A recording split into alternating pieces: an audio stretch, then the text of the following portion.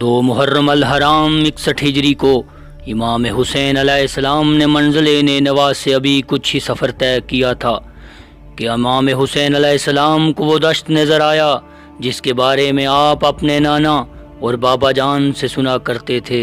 یہ وہ دشت تھا جسے دشت کربلا کے نام سے یاد کیا جاتا ہے۔ یہ وہ جگہ تھی جہاں امام عالی مقام حضرت امام حسین علیہ السلام کو اپنے جان نثاروں کے ساتھ شہید کیا جانا تھا۔ ابھی امام عالی مقام کے وہ قدم جو مہر نبوت کو چھوا کرتے تھے اس ویران چٹیل میدان پر پڑے ہی تھے کہ حر بن یزید ریاحی اپنے 1000 لشکر کے ساتھ پھر امام حسین علیہ السلام کے سامنے آ گیا۔ حر نے امام عالی مقام حضرت امام حسین علیہ السلام کو بتایا کہ گورنر کوفہ عبید اللہ بن زیاد نے مجھے خط دیا ہے اور کہا کہ میں آپ کو اس جگہ روکوں جہاں نہ پانی ہو نہ سایہ، صرف کڑکتی دھوپ اور دشت ویراں۔ آخر کار حر کے اس لشکر نے قافلہ حسینی کو اس دشت میں روک لیا۔ امام حسین علیہ السلام مٹی کربلا کو دیکھ کر اپنے اہل بیت و اصحاب کو فرماتے ہیں، بس یہ وہی جگہ ہے جہاں ہمارا خون بہایا جائے گا۔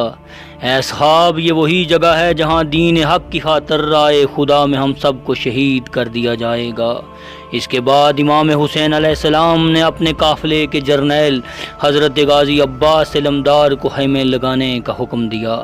یزیدی فوج کی طرف سے قافلہ حسینی کو دریائے فرات کے قریب ترین خیمے لگانے سے روک دیا گیا۔ تاریخ میں درج ہے کہ کربلا میں پڑاؤ ڈالنے کے بعد امام حسین علیہ السلام نے اپنے فرزندوں، بھائیوں اور اہل خاندان کو گٹھا کیا۔ سب پر ایک نگاہ ڈالنے کے بعد امام عالی مقام بہت روئے اور فرمایا، اے خداوند، ہم تیرے نبی کی اطرت اور خاندان ہیں، ہمیں اپنے دیار سے باہر نکال دیا گیا ہے، حیران و پریشان نانا کے حرم سے نکالا گیا ہے، اے خداوند ظالموں کے خلاف ہماری نصرت فرما۔ اس کے بعد امام عالی مقام نے 16 مربع میل کربلا کا رقبہ 60,000 درم میں اپنے نام کیا۔ 3 محرم الحرام عمر بن سعد 22,000 کا فوجی لشکر لے کر کربلا کی سرزمین پر وارد ہوا۔ کچھ ہی وقت بعد عبید اللہ بن زیاد کی طرف سے عمر بن سعد کو یہ خط ملا جس میں عمر بن سعد سے کہا گیا، حسین ہمارے شکنجے میں پھنس چکے ہیں، اب ان سے یزید پلید کی بیعت لے لی جائے یا پھر قتل کے لیے تیار ہو جائیں۔ بیعت سے پہلے ہم کسی بھی بات پر غور کرنے کے لیے تیار نہیں۔ اسی شام حبیب ابن مظاہر کی طرف سے حسینی لشکر میں اضافے کی کوشش کو بھی 400 سپاہ کے ساتھ ناکام بنا دیا گیا۔ 4 محرم الحرام کو ابن زیاد نے جامع مسجد کوفہ میں ایک لمبا چوڑا خطبہ دیا جس میں امام حسین علیہ السلام کے خلاف لوگوں کو بھڑکایا گیا، اہل بیت کی بے توقیری کی گئی، اہل کوفہ کو امام حسین علیہ السلام کے خلاف جنگ کے عوض بہاری انعامات دینے کے اعلانات بھی کیے گئے۔ اس کے بعد ابن زیاد کی طرف سے شمر کو 4,000، ابن رکاب کو 2,000، ابن نمیر کو 4,000، ابن رہینہ کو 3,000، ابن حرشہ کو 2,000، سنان بن انس خولی کو بھی 3,000 کا لشکر دے کر، حسین بن نمیر کو 8,000 کا لشکر دے کر کربلا کی طرف روانہ کیا گیا۔ یہ سب لوگ کربلا میں امام حسین علیہ السلام کے ساتھ جنگ کے لیے تیار تھے اور کربلا کی سرزمین پر پہنچ گئے۔ اس کے بعد 6 اور 7 محرم الحرام تک فوجی لشکرانے کا سلسلہ جاری رہا۔ مٹھی بھر جان نثاران حسین کو شہید کرنے کے لیے ملک کے کونے کونے سے لشکر منگوائے جاتے رہے۔ ایک خط میں ابن زیاد نے عمر ابن سعد کو لکھا کہ میں تجھے 80,000 کوفی لشکر بھیج چکا ہوں۔ 7 محرم الحرام کو عمر ابن سعد نے امام حسین علیہ السلام کا پانی بند کر دیا۔ نہر فرات پر 10,000 فوجیوں کا پہرا لگا دیا گیا تاکہ امام حسین علیہ السلام تک کسی صورت پانی نہ پہنچ سکے۔ حسینی خیموں میں پیاس کی شدت کا یہ عالم تھا کہ بچے ہاتھوں میں خالی جام لیے پھرتے، شاید کہ ہمارا سپہ سالار غازی عباس ہمیں پانی لا کر دیں گے، مگر سپہ سالار رضائے خدا میں پابند تھا۔ 10 محرم کی شب امام حسین نے نانا محمد مصطفیٰ کو خواب میں دیکھا۔ حضور فرماتے ہیں، ہے فرزند، ہے میرے لخت جگر، ہے میرے حسین، کل تم اپنے نانا کے پاس چلے آؤ گے، میں تجھے حوض کوثر پر سیراب فرماؤں گا، تجھے حوض کوثر کا جام اپنے ہاتھوں سے پلاؤں گا۔ اہل بیت مصطفیٰ اصحاب مظلوم شہید کربلا ساری رات عبادت کرتے رہے، پھر 10 محرم الحرام کا وہ دن طلوع ہوتا ہے جو اہل بیت مصطفیٰ کے لیے قیامت کے دن سے کم نہ تھا۔ امام حسین علیہ السلام نے فوج اشقیاء کی طرف مخاطب ہو کر فرمایا، کیا تمہیں یاد نہیں میں رسول کا نواسا ہوں، میں حسین ہوں، میں وہ حسین ہوں جسے محمد مصطفیٰ اپنے کندھوں پر اٹھایا کرتے تھے، تمہیں یاد نہیں؟ میں وہ حسین ہوں جس کو تم نے خط لکھ لکھ کر بلایا ہے، اس یزید کی خاطر، چند سونے کے سکوں کی خاطر تم نبی کے نواسے کو قتل کرنے آئے ہو۔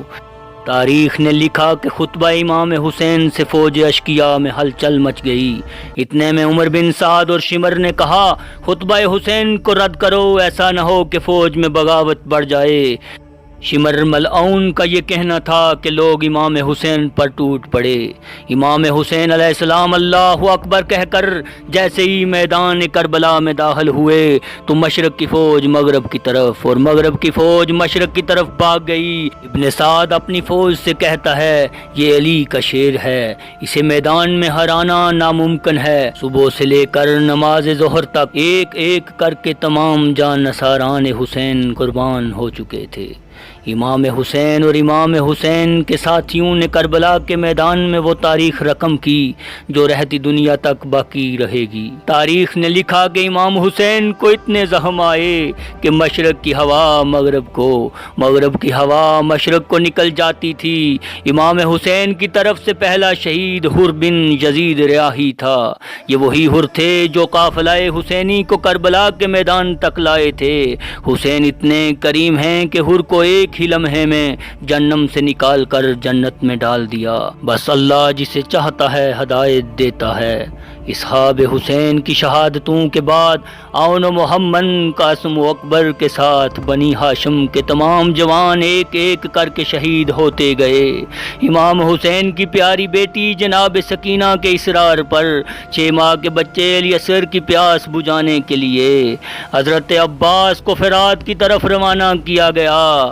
رضائے خدا و رسول میں پابند حضرت غازی عباس علمدار بھی شہید ہو گئے۔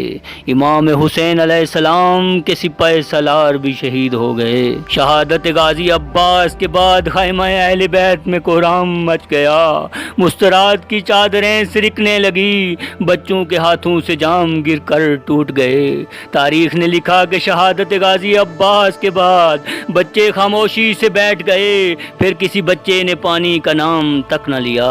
کربلا کے آخری شہید امام مظلوم کربلا ہیں۔ کربلا کے میدان میں امام علی مقام حضرت امام حسین کو 13 ضربوں سے شہید کر دیا گیا۔ قتل کے وقت قاتل حسین سے کہتا ہے حسین میری ضربوں سے آپ کے گلے سے خون کیوں نہیں نکلتا؟ امام حسین لعین کو کہتے ہیں، ہے بدبخت تو صرف میری گردن نہیں کاٹ رہا، تجھے کیا معلوم کہ میری گردن پر کتنی انبیاء کی گردنیں ہیں؟ ہے لعین تجھے کیا خبر کہ میری گردن پر بابا علی، میری گردن پر نانا محمد کی گردن ہے؟ بیٹی کے سامنے باپ کو شہید کر دیا گیا۔ بات شہادت پر ختم نہ ہوئی۔ عمر ابن سعد کہتا ہے کہ حسین کے جسم کو لوٹ لیا جائے، مشرق کے گھوڑے مغرب کو دوڑائے جائیں، مغرب کے گھوڑے مشرق کی طرف دوڑا دیے جائیں۔ شہید کربلا کی لاش کو پامال کیا گیا کے بعد بھی یزیدی فوج کی آگ ٹھنڈی نہ ہوئی۔ شہیدوں کے سر تن سے جدا کر دیے گئے، شہیدوں کے سروں کو نیزوں پر بلند کیا گیا۔ جب کربلا کے میدان میں تمام حق کے راہی شہید ہو چکے تو یزیدی فوج نے اہل بیت کے خیموں کو آگ لگا دی، مسترات کی چادریں چھین لی گئی، اہل بیت رسول کو قیدی بنا کر کوفہ کی طرف روانہ کر دیا گیا۔ قتل حسین اصل میں مرگ یزید ہے، اسلام زندہ ہوتا ہے ہر کرب و بلا کے بعد۔ 11 محرم الحرام سے آگے کی رودات جاننے کے لیے اسی ویڈیو کے حصہ 3 کو ضرور